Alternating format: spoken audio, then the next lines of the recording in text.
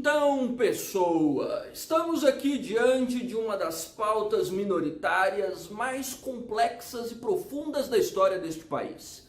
Sim, eu me refiro aos povos indígenas e à forma como eles têm sido massacrados em praticamente todas as esferas da resistência humana, no que diz respeito à saúde, à segurança pública, à propriedade, enfim, à sobrevivência no planeta. Porque sim, são lá mais de 500 anos de genocídio organizado e institucionalizado, o que torna o tema de uma complexidade, de uma variedade tão profunda que me leva a mudar a abordagem sobre o assunto. Em vez, meu senhor, minha senhora, de eu discutir a situação dos povos indígenas brasileiros como um tema, eu pretendo transformá-lo num eixo. Não dá para eu trazer aqui um tema, causa indígena, quando na verdade dentro das provas você vai ter recortes extremamente específicos no que diz respeito à realidade desse grupo. Você tem situações que dizem respeito a sanitarismo, à saúde pública, à demarcação de terras, à invisibilidade, à representatividade política, há diferenças culturais, né? Então, enfim, é muito amplo, muito aberto. E as provas estão com recortes cada vez mais específicos. É o recorte do recorte do recorte do recorte do recorte. Você já viu isso, você já experimentou e provavelmente eu tenho certeza que você não gostou. Então, a minha intenção nesse momento é trazer para você uma argumentação chave, assim como eu faço dentro da maioria dos eixos, para que você encaixe em qualquer sub-recorte que essa discussão traga, ou seja, uma argumentação coringa que você vai encaixar para qualquer tema vinculado à causa indígena brasileira. Compreendido assim? Então eu estou transformando um tema do eixo minorias em um eixo, em um novo eixo, em um tema-eixo. E pretendo fazer isso, inclusive, com uma série de outros temas de igual ou maior complexidade para abordar nas redações. Assim a gente encolhe as memórias, forma um repertório mais dinâmico e facilita a sua vida no dia da prova, né? Porque você precisa de facilidade. Bom, no que diz respeito à situação dos povos indígenas brasileiros, eu acredito que a primeira referência, o primeiro repertório, a primeira tese que não vai faltar na sua redação, sob hipótese alguma, é o que diz respeito ao próprio legado colonial e a forma como nós viemos reproduzindo, infelizmente, as nossas heranças e estruturas de colônia. Porque, como diz Sérgio Buarque de Holanda, nós não nos desapegamos dessa primeira formação de sociedade e continuamos reproduzindo seus valores políticos, o seu senso de sociedade, o seu entendimento de desenvolvimento econômico, de desenvolvimento urbano, enfim. Nós somos ainda uma espécie de colônia 2.2, né? Nós temos hoje, vamos dizer, uma cara de vanguarda, uma cara de modernidade, de tecnologia, né? Toda cyberculture, mas nós não saímos ainda da velha estrutura da colônia que determina classes sociais que devem ou não receber direitos, que determina quais povos devem ou não ser considerados cidadãos, que determina status sociais não só para serem vistos, mas para serem entendidos por força de lei. E olha, muita coisa mudou desde a colônia. Muitas leis foram estabelecidas desde então.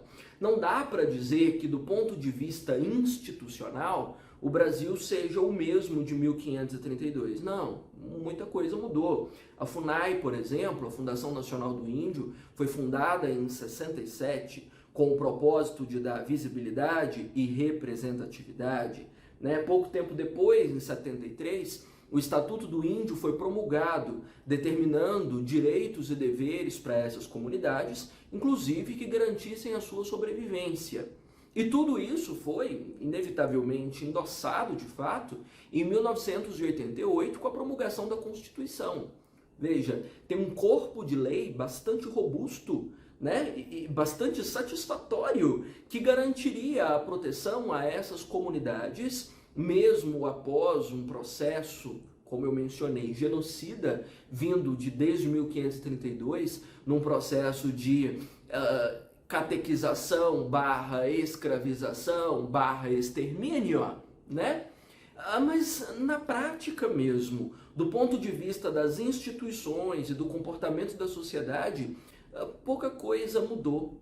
A gente sofre daquilo que Kant chama de debilidade moral, né? Nós sabemos. Eu acredito que essa debilidade moral de Kant seja um dos melhores repertórios para fundamentar paradoxos, hipocrisias e contradições, né, nesse país.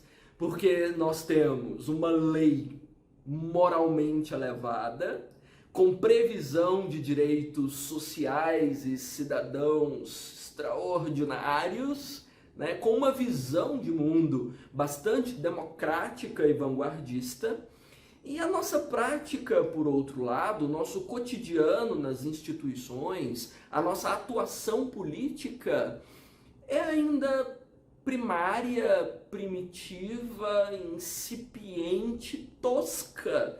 A gente não conseguiu fazer com que essa meta elevadíssima de inclusão social e de atenção cidadã se transformasse em prática, em políticas públicas, em atuação de fato inclusiva e igualitária, ou pelo menos equânime, né? Se eu entender equânime dentro daquele senso aristotélico de garantir igualdade para os iguais e desigualdade para os desiguais na medida em que se desigualam, ou seja, um certo senso de proporcionalidade conforme as necessidades de cada grupo.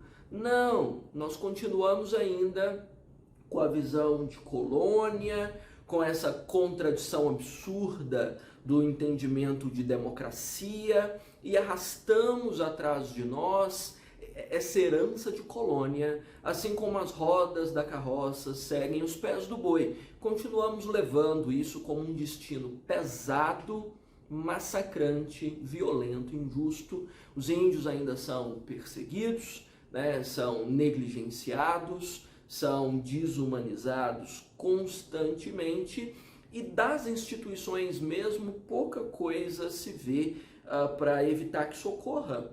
A própria FUNAI, nos últimos tempos, tem sido mais predatória do que tudo. A instituição que deveria proteger esses povos tem sido a instituição que os massacra, que os condena, que os discrimina. Então, nós ainda somos a velha colônia, né? Nós ainda somos, vamos dizer, a sombra dos bandeirantes sanguinários e cruéis. Nós ainda somos a sombra de portugueses estúpidos destruindo uma terra nativa em nome do bem próprio. Infelizmente, democracia é um sonho que fracassou para nós, ou é uma estrutura moralizante que não colou simplesmente. Não é prática, não é convincente, não é institucionalmente eficaz. Isso aí cabe de forma extraordinária na sua introdução, para dizer inclusive do início do problema, como é que o problema nasce dessa contradição democrática, e serve obviamente para você desenvolver uma excelente tese no seu desenvolvimento, certo? Bom, para além dessa herança da colônia estúpida, burra e atrasada que nós mantemos num país que deveria ser democracia tecnológica, industrializada, nós temos uma discussão pesada sobre como comunidades indígenas, povos indígenas, são progressivamente desumanizados. Acabei de citar essa palavra, inclusive, enquanto eu falava dessa herança colonial. Como assim desumanizados? Eles não são considerados gente como nós? Não, não são. Esse é o ponto.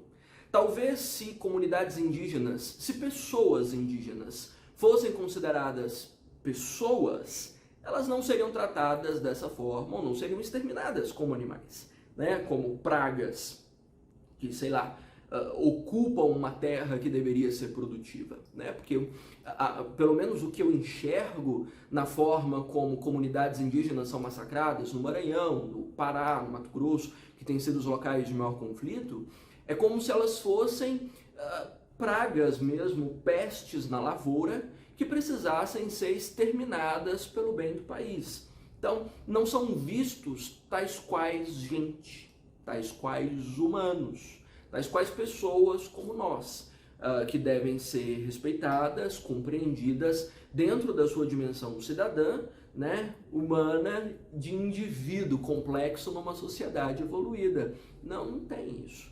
E por qual razão essas comunidades são assim desumanizadas? Perdem o status de gente para serem consideradas pragas da lavoura, para serem consideradas sub-humanas. Bem, Hannah Arendt comenta que qualquer grupo social ou qualquer indivíduo que não reflita os hábitos, a cultura ou as vivências da maioria tende a ser desumanizado. Então, qualquer pessoa que não reflita o meu jeito de ser, o meu jeito de viver e o meu jeito de pensar a vida, tende a ser diminuída. E, obviamente, se ela é diminuída, ela tende a ter seus direitos também menos respeitados, ou menos considerados como direitos, né? Afinal, não é gente, por que eu deveria considerar digno de direitos? Então, para as comunidades indígenas é muito fácil nós enxergarmos tudo isso, porque, afinal de contas, são grupos que diferem muito do nosso jeito de viver, dos sonhos que nós alimentamos cotidianamente, das nossas ambições, dos nossos desejos, da nossa produção do capital, do nosso jeito de encarar a vida e o mundo e até a forma mesma de lidar com a terra e de entender a relação com o ambiente. Se são pessoas que diferem tanto da nossa perspectiva de vida, do nosso jeito de existir e da cultura hegemônica, né, dentro da qual nós estamos, a tendência é que esses grupos sejam tratados como menos gente. Então é uma espécie de narcisismo, sim. Nós tendemos a achar que são pessoas dignas aquelas que refletem o que nós mesmos somos. Muito egoísmo, né? Muito narcisismo, não tem jeito. A gente acha que pessoa digna é aquela que se parece conosco. Diferiu de nós, não é digna mais. Então, os tratamentos violentos, cruéis, o extermínio das comunidades, ou mesmo os atos violentos mais isolados, quando eu digo isolados é que não são perpetrados contra grupos, mas contra indivíduos especificamente, acabam caindo muito bem nessa teoria da Hannah. Porque, veja, a própria morte do Galdino Pataxó, né, queimado num ponto de ônibus dentro de uma brincadeira de playboys lá nos anos 90, é claramente um reflexo dessa desumanização das minorias. Ali, Galdino Pataxó, num ponto de ônibus, não era gente o bastante para ser respeitado dentro da sua integridade física, dentro da sua dignidade mínima de ter o seu corpo preservado. Foi queimado. E os meninos disseram que era uma brincadeira, um trote, né, um lance que parecia divertido naquele momento, afinal nem era gente, era um indigente. Nós somos cruéis assim. A nossa condição humana é bastante questionável. Nós não somos criaturas lá muito generosas, sensíveis ou solidárias. Isso fica para a teoria, né? Para a prática, nós somos umas bestas descontroladas, sem um mínimo senso de respeito à integridade do outro. Nós só tendemos a respeitar mesmo aquilo que se pareça conosco. E, infelizmente, no cenário brasileiro, a distância geográfica, né, ou geocultural, existe esse termo, será? Geocultural? Na dúvida, vamos colocar os dois, né? A distância geográfica e cultural acentua esse processo de desumanização.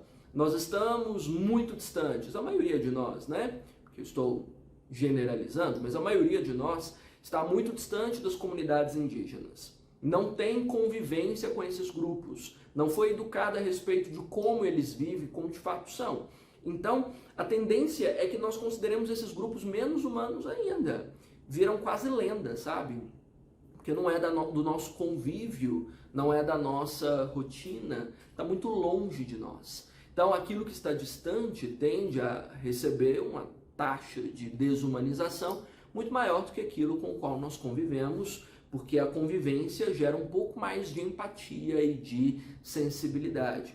A distância geográfica desses grupos, no entanto, corta qualquer possibilidade de essa empatia ser gerada. Então, quando as notícias aparecem nos jornais, nas redes sociais ou por qualquer outra via, já não nos comove tanto. Não traz tanta comoção como traria, nem movimenta políticas públicas, nem traz movimentos sociais de proteção às comunidades. Não. Personalidades públicas raramente se manifestam, muito pouco, porque não é um assunto que nos toque pessoalmente, está distante, e são grupos que para nós não são nem humanos, né?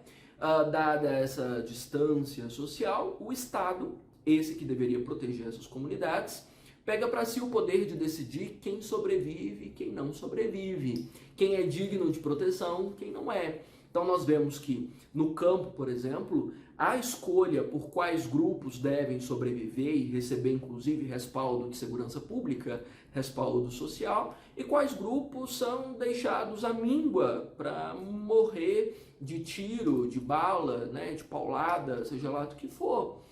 Nós sabemos que principalmente, né, fazendeiros, detentores de terra são quase sempre os protegidos, e as comunidades indígenas são massacradas diuturnamente, sem que haja qualquer sensibilidade em torno do assunto. Quando o Estado pega para si esse poder de decidir quem vive e quem morre, nós dissemos que esse Estado é necropolítico.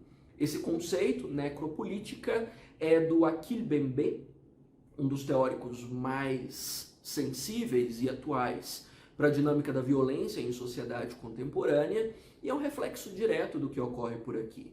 Então esses massacres dizem respeito a um Estado que decide quais vidas são dignas de serem protegidas por ações de segurança pública, por políticas públicas, enfim, e quais são esquecidas, né? Enterradas em valas comuns, corpos desaparecidos, nenhum tipo de mobilização, de investigação ou de tentativa de acabar com os conflitos e instaurar um contexto de paz. Não tem interesse nisso não, porque não são pessoas dignas de sobreviver.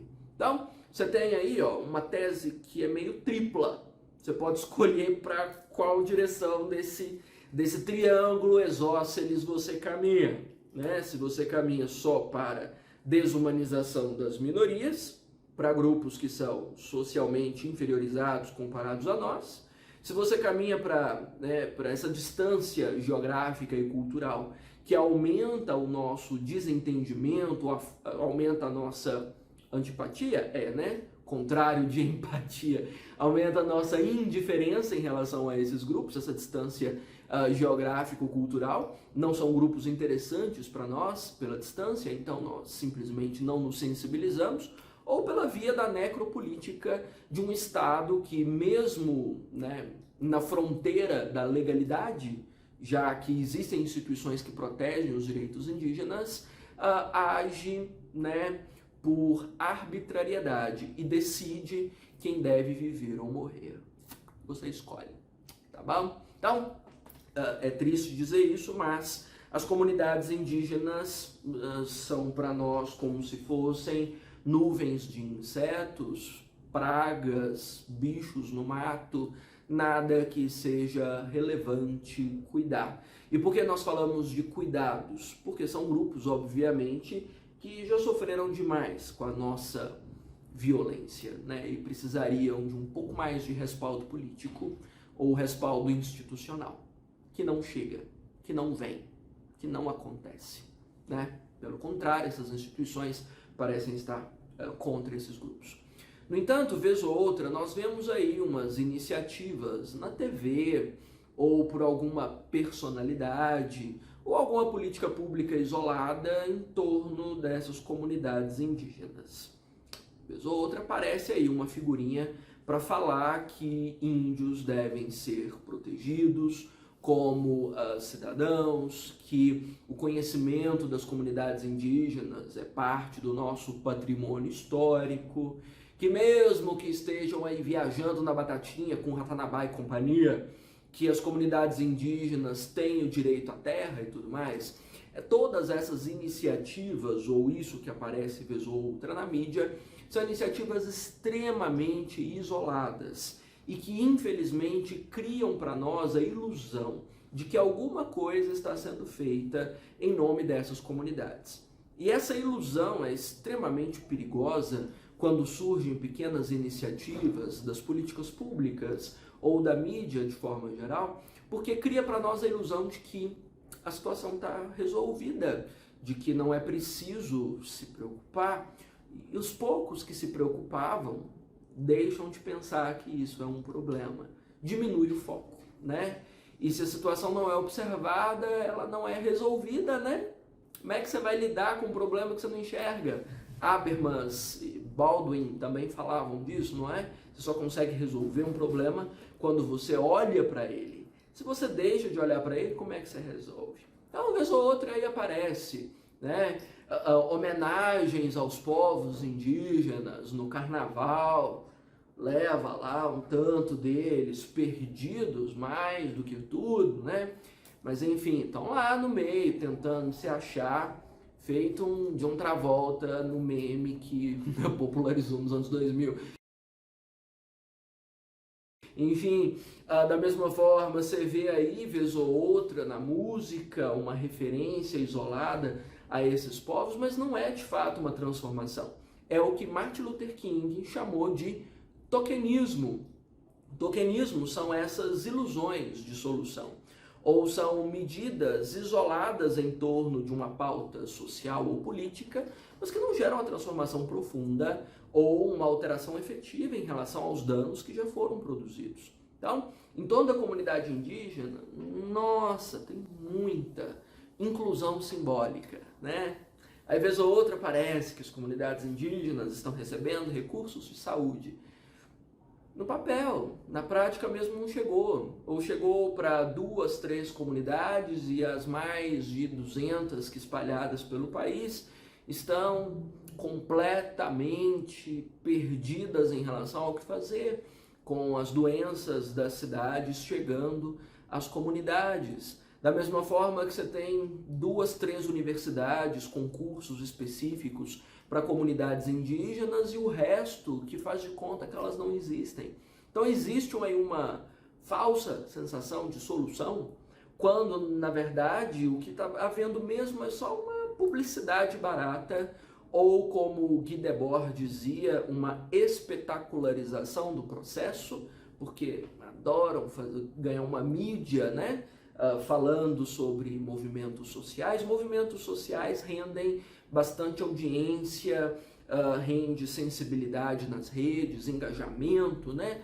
Que é a palavra da vez, e a necessidade da vez. Dá engajamento, não transforma nada, muda nada, só mesmo acomoda o pouco que talvez se mobilizasse, essa falsa inclusão, esse espetáculo simbólico, esse tokenismo. Token é o símbolo, né? É de criar só ali uma aparência, e nós somos dados a aparências, né? O próprio Sérgio Buarque de Holanda dizia que nós somos um país bovarista, né? Dizer que nós somos bovaristas é dizer que nós somos apegados às ilusões, apegados à aparência, apegado a essa visão de futuro, né, de país progressista, sem resolver os abismos do passado. Então, estamos aí, ó, varrendo.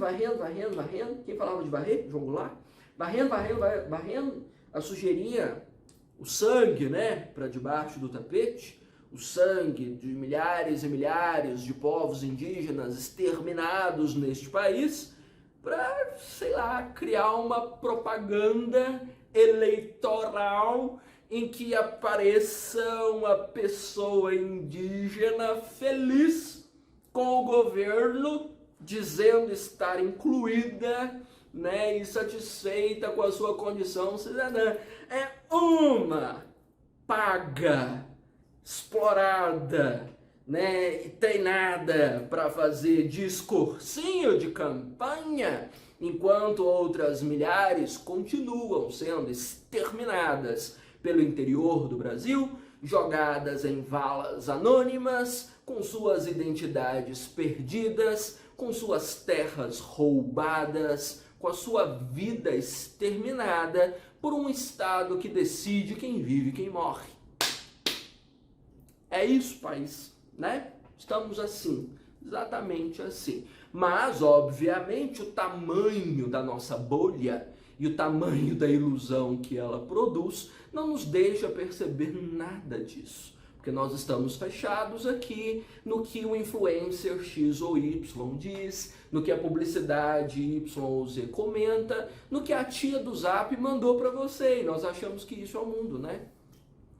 Cada vez mais estúpidos, cada vez mais patéticos. Não é à toa que Humberto Eco, pouco antes de morrer, dizia que a internet é um portal para idiotas, né? Não só para idiotas, mas transformando pessoas que talvez não fossem em idiotas. Estamos cada vez mais sérios, estamos cada vez mais estupidificados dentro dessas ilhas de percepção, né? Tribos morais. Então, problema grave, gravíssimo. Bom, para além dessa dimensão tokenista, dessa inclusão simbólica, que não representa mudança e que gera mais alienação ainda, eu acredito que a questão da aporofobia, que a Adela Cortina comenta, seja um fator forte aqui também. A Adela Cortina menciona que existe em boa parte das nações um preconceito muito grande em relação à pobreza. Isso é aporofobia. E sim, Brasil é o arauto do tem horror a pobre, né? Nós criamos um preconceito muito grande em relação à pobreza. Aqui no Brasil, para nós, pobre é quem rouba, pobre é quem trafica, pobre é que tem o seu caráter questionável, o pobre é feio, o pobre é o marginalizado, o pobre é o ignorante, o pobre é o jeca tatu, como diria Monteiro Lobato, doente, alienado, ignorante, né? Essa é a visão que nós temos. Eu estou traduzindo pobreza como geração de receita ou movimentação de mercado. Ou seja, é mais pobre aquele que movimenta menos a economia. E aí a Adela Cortina comenta que dentro desse sistema de aporofobia, desse preconceito em relação aos povos empobrecidos, nós consideramos que cidadania é um tipo de contrapartida que esses grupos não merecem, por não produzirem receita. Então é mais ou menos assim. Se você movimenta o dinheiro no mercado, o seu pagamento é a cidadania. É o conforto da democracia. São os direitos adquiridos. Então, eu ganho dinheiro, eu gasto dinheiro. Eu sou cidadão. Mais ou menos assim que nós interpretamos dentro dessa formação de sociedade. Povos indígenas, por outro lado, geralmente não compram ou ganham dinheiro, já que eles vivem dentro de um outro regime econômico e cultural. Portanto, no olhar tanto político quanto social, não são pessoas dignas de direitos, dignas de cidadania. Faz sentido para você? É exatamente assim que nós lidamos com essas comunidades. Então, qualquer direito atribuído a comunidades indígenas é lido pela população como regalia.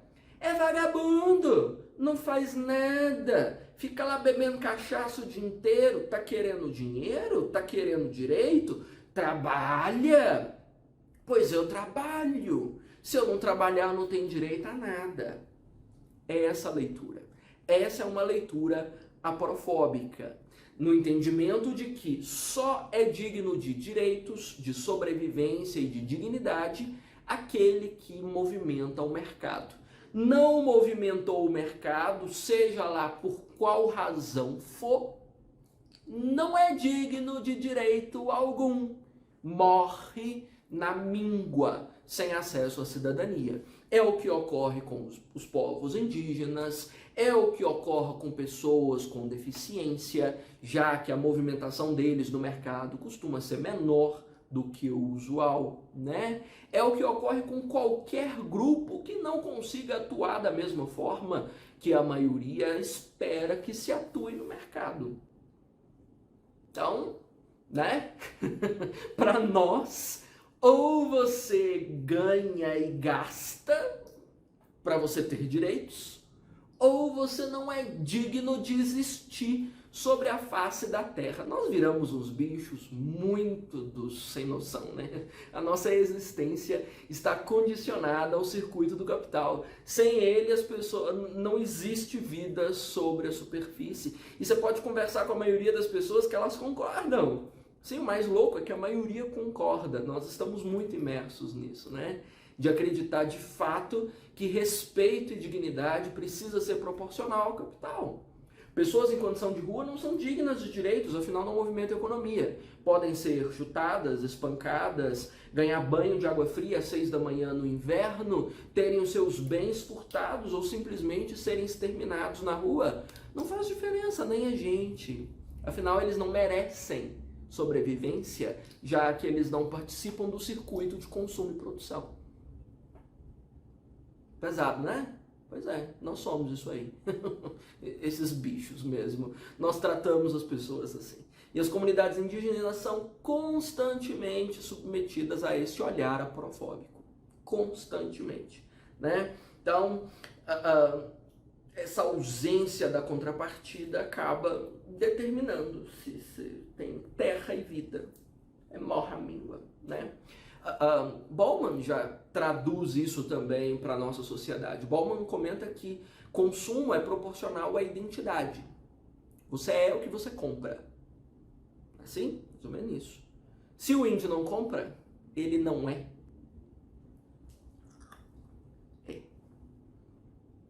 Isso aí.